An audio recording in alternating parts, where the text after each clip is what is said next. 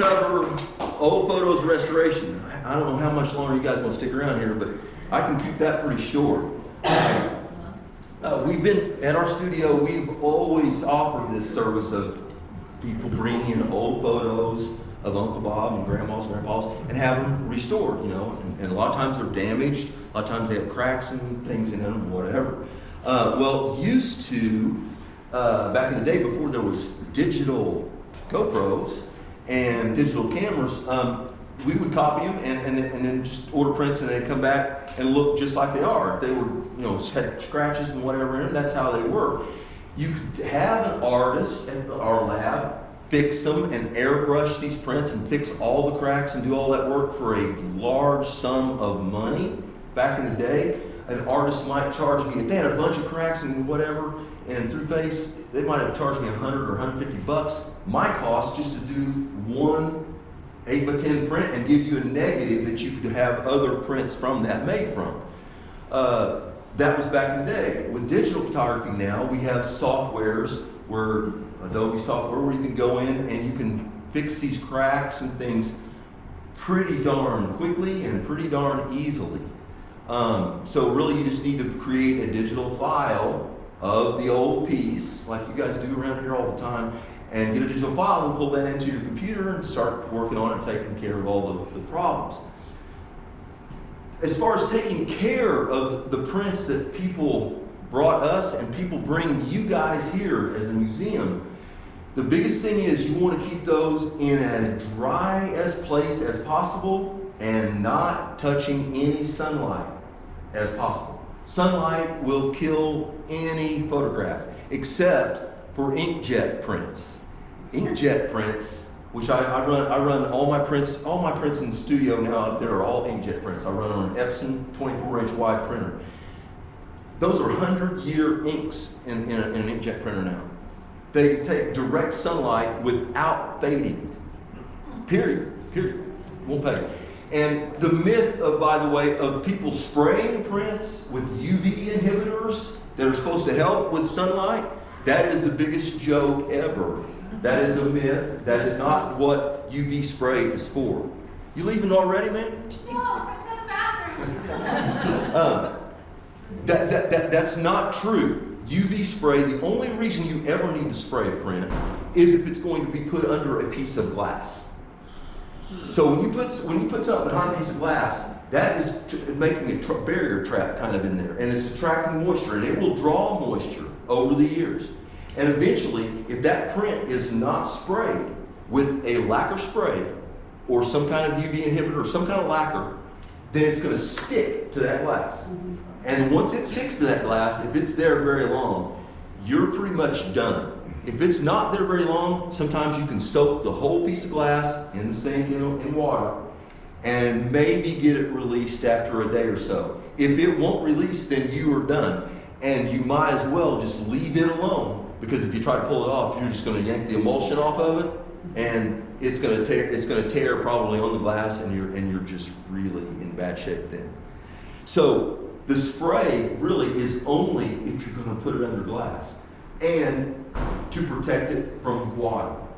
So I have been doing my portraits forever and not putting glass on any portraits. You don't, on a silver print, you don't need glass on it.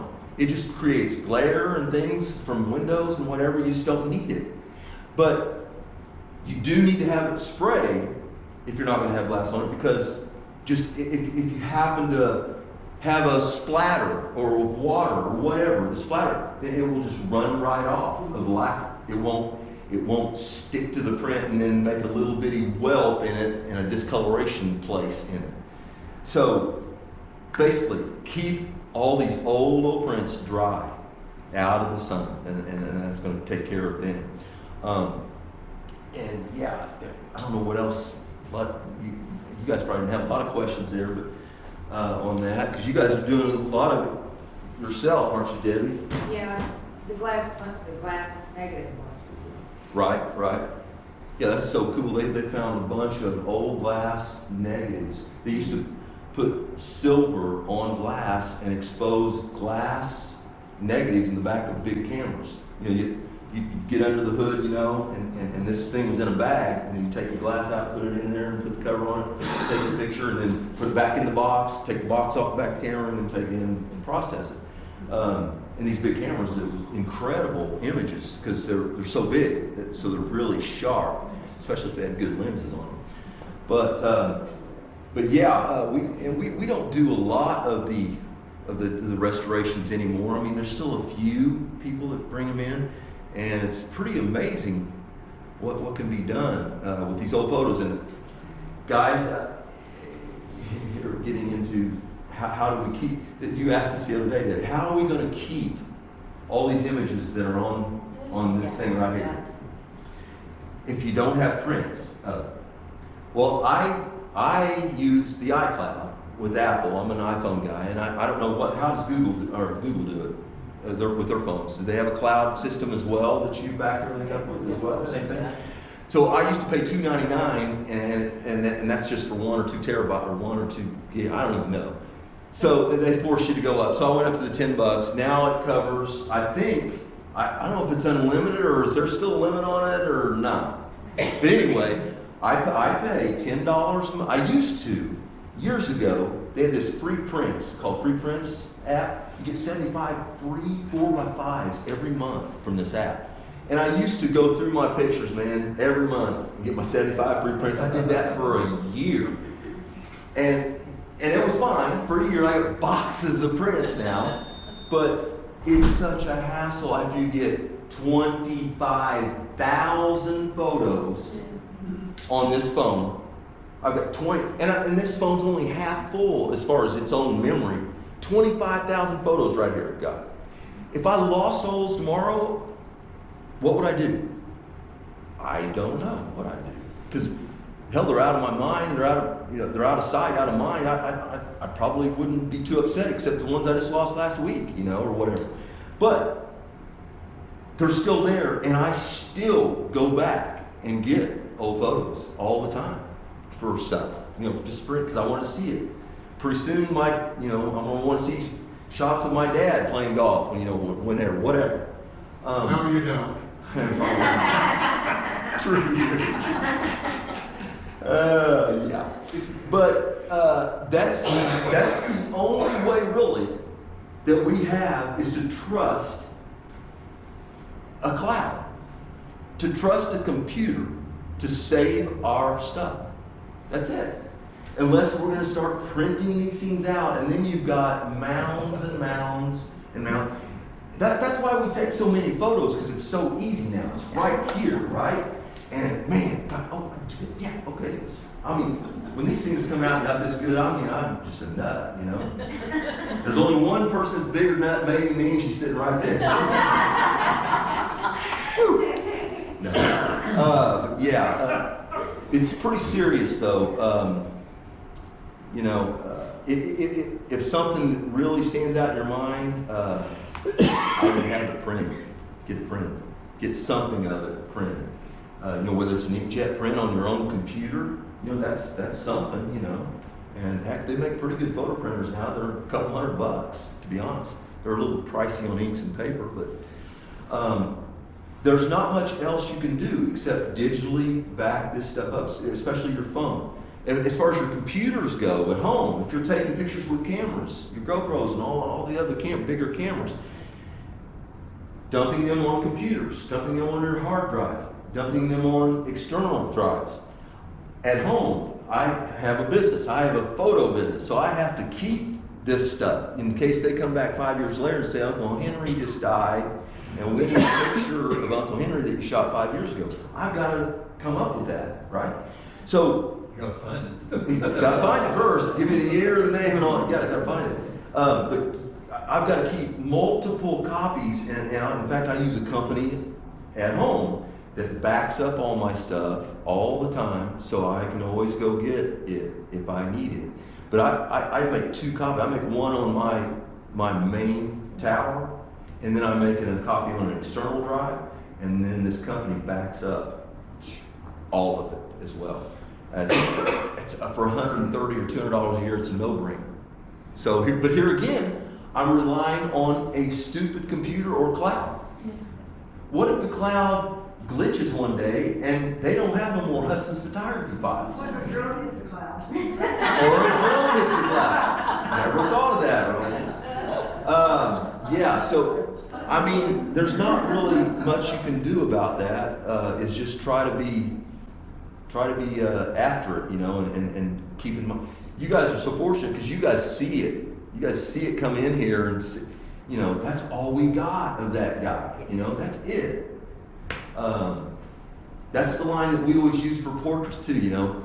People come in and whatever, we'd say, they bring in an old picture and it's their dad sitting there at the kitchen table with 5 Budweiser cans and a milk jug, and that's all they got. So, you know, that was one of our lines. Look, man, this is important stuff. You ought to have good pictures taken of your family and documentation while you're growing up, blah, blah, blah, blah, blah, blah. You know, that kind of thing. So, Eventually that goes on, and who wants, I mean, really, you gotta be realistic. We do, we want them. you talking pictures? Yeah, I think later on that, you know, after so many generations, oh, that was your great-great-grandma, so what, you know? I don't know. You know, my grandmother. Everybody's different on that. Yeah. Everybody's. I just went to that whole museum a while ago, and I was just reading about people. I had no idea who they were. And it was still pretty interesting, you know, to see the photos and see how things were different in those times and whatever. But yeah, you're right. Everybody's different on that. Everybody is pulled by different strings, you know. Well, the interesting thing about looking at old photos, especially family photos, is the comparison of 5 generations ago to you, and you can see the family. Right. And you see that family progression all the way through. Absolutely. You know, just to say you look like your great Aunt Jean doesn't mean anything, but when you have a picture of great Aunt Jean and you put yours up next to it, Absolutely. then you can say, oh yeah, you did. Okay, I have a question about labeling though. Oh yeah. I go out sometimes and talk to groups about pictures, quite specifically photographs, because we get lots of photograph donations, and either it won't say who the person is, or it'll say something like Uncle Joe, you know, Grandma. or Grandma, Yeah. And who knows, right? So I tell people to label their pictures. They're like, well, you're not supposed to write on the back of them. I said, I would much rather get pictures where somebody wrote on the back of them than where we didn't know anything about what was in the picture. What's your professional opinion about writing on the back of a photo? What works? I would say that it doesn't bother me any. No? I mean, I don't think that it's hurting the I mean, if you print. press too hard, you might. Yeah, if you make an indention in it, you know, then you can see it through the other side a little bit. But even then, you still got the picture. But yeah, but here the thing is though, labeling back in those days, that would have been real easy because there's only a few. A photographer might have took 2 shots of you for a session. Now I take 400. That's okay as long as you label too. Right. Care about the other Try labeling 398. 25,000 of Just them. label. Yeah, but you know what I'm saying. Okay. Yeah, it's amazing how things get big. You know, it was CDs. I've got walls of CDs from my backup from that last. Yeah. We've been digital since. Oh, this is a pretty good story. We've been digital since 04, 05, and we were late to the game changing to digital. And the only reason I did is because I was seeing writing on the wall. If I didn't, then I was going to be in the tank pretty quick as far as being able to do stuff digitally, recreating stuff. But when digital first came out, I went to a national convention, 1999 photography convention. I saw a 1 megapixel camera at the convention that year, I believe it was. And I went up to the guy in the booth. I was going, so you're telling me this little 1 megapixel camera is going to take over and take my big RZ body that shoots negatives this big, it's going to take its place. I laughed at him. I said, there's no way. No way. So about 4 years later, I was buying a digital camera. But let me tell you this, the first ones that came out, the first professional studio cameras that were supposed to take the RZ and Mamiya big RZ's place, which is what everybody used back then, really. It was a 6 megapixel camera made by Kodak, designed on a Nikon 35 millimeter body, a little bit taller than a regular 30, about that tall. And being a professional and having a studio, everything you do, you've got to be able to keep shooting if something breaks, right? So being a professional, if you're at a wedding or you're at an event, you can't, something breaks, you can't say, okay, see you guys, I'm going home. You've got to have two of them. These bodies that Kodak put out the first year, 6 megapixel capture. My phone now does 13 or whatever it is. They were $25,000 for one, just the body. That was just the body itself. That was no lens. So I had buddies in Indiana that they were so adamant about changing right when it started. They went out and bought 2 bodies. $50,000 for 6 megapixels. and I said, there's just no way. There's no way we were going to do it that early in 2000. So I waited and waited and waited and waited and waited.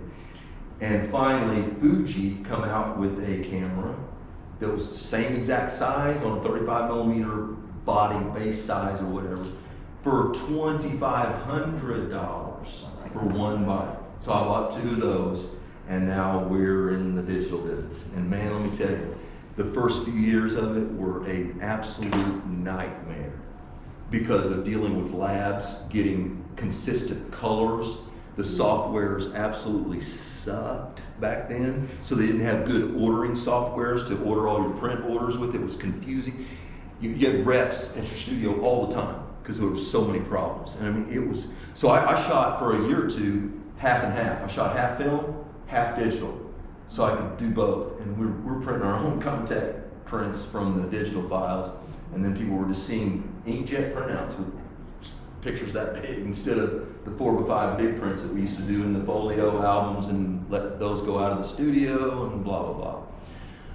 But and then, you know, everything just keeps getting better and better, and now the softwares are so good that it makes even Joanna look good.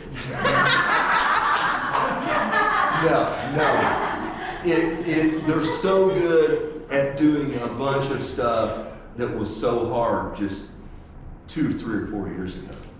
For instance, I shoot a lot of realty stuff, you know, a lot of houses, like you saw in these videos, and I do stills of the outside as well. Well, a lot of times, especially this time of year, I go shoot a house and it might be mist and rain. It's just a solid, ugly, gray sky.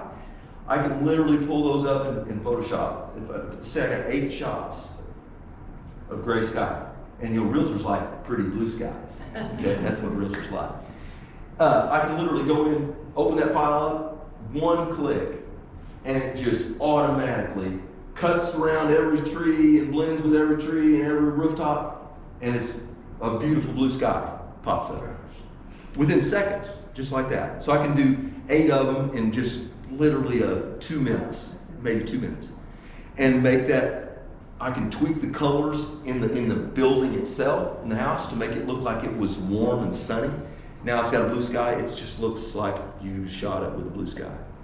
I used to have to go in and physically, with a mouse, cut out all the trees, and then you always had a glow around the trees. It looked dumber than crap. And that's the way I did it 2, 3 years ago.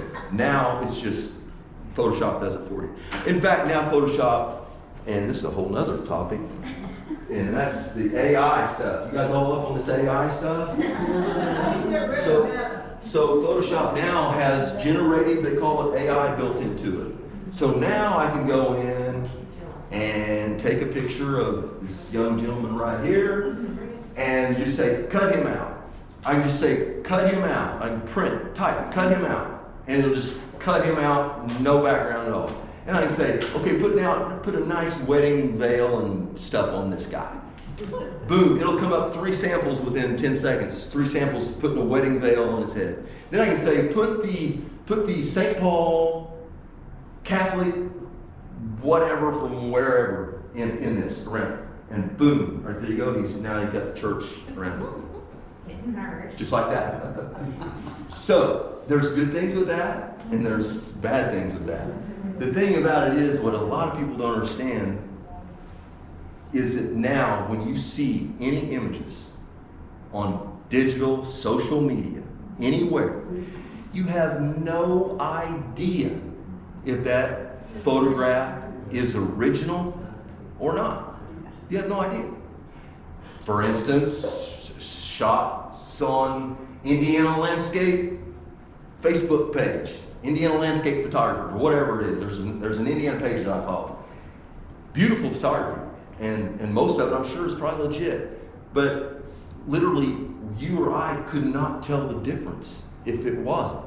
So you really don't have a clue whether or not it's real or not. For instance, it's shot of Lake Monroe with the Milky Way coming right down into the lake, you know, and got all kinds of just little neat stuff going on.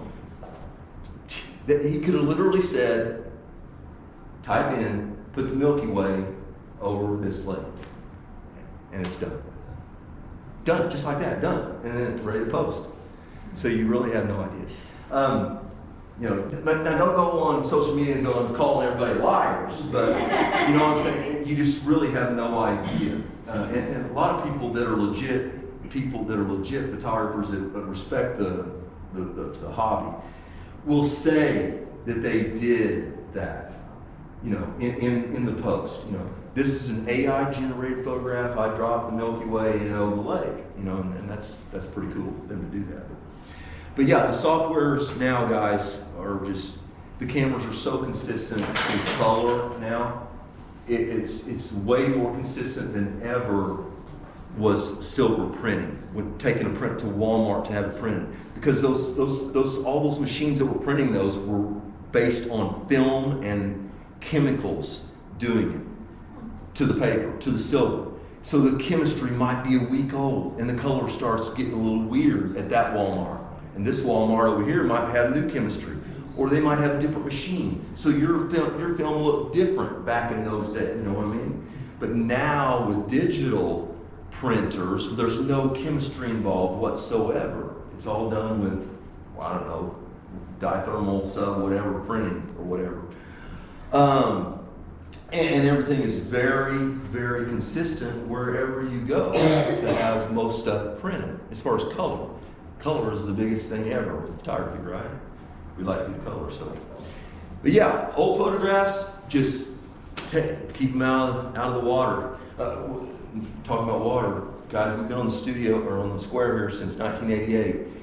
A couple of times we have had the building next door to us, which used to be Bedford Paint back in the day, fill up their basement with water, and then it come over into ours, fill our basement up with 1 or 2 inches of water years ago. And we were storing all of our negative film from 1984 and up. And we had probably 13 to 15, 16 years stored on wooden racks down in the basement of our studio. But just the fact that we got an inch or 2 of water in there, and that water was in there for, you know, a few days or whatever, and it was stayed musty down there. All those negatives are in a plastic sleeve, a clear glassine, plastic sleeve. All of those negatives adhered and stuck to the plastic glassines and ruined all 16, 17, 18 years of those negatives. So we have no way of producing those shots again, unless somebody brings back a print that we printed back in those days, and I can copy that print and do a pretty nice job digitally of recreating another one. It's not going to be quite as good, but it's really close. But here again, I'm talking about, because we had a print. We didn't have no iCloud back then. So that's why you print stuff that's important to you guys. If it's important, get it off your phone, find out how to get it off your phone, get it printed. And I don't know, can you take your phone to the Walmart and CVS and get a print right there? I do it all the time. I've never done that, and that's great. You don't even have to plug it in anymore. No kid, it just does it Bluetooth. Yeah. I'll be darned. Well, that's great. Yeah, pictures are all you got, you know, when somebody's gone. But you That's all don't need you got. 1,000 of them. Just a couple. That's right, that's right. Thank Especially if we're going to label. Thank you so much, Kevin. Hey, thanks for having me.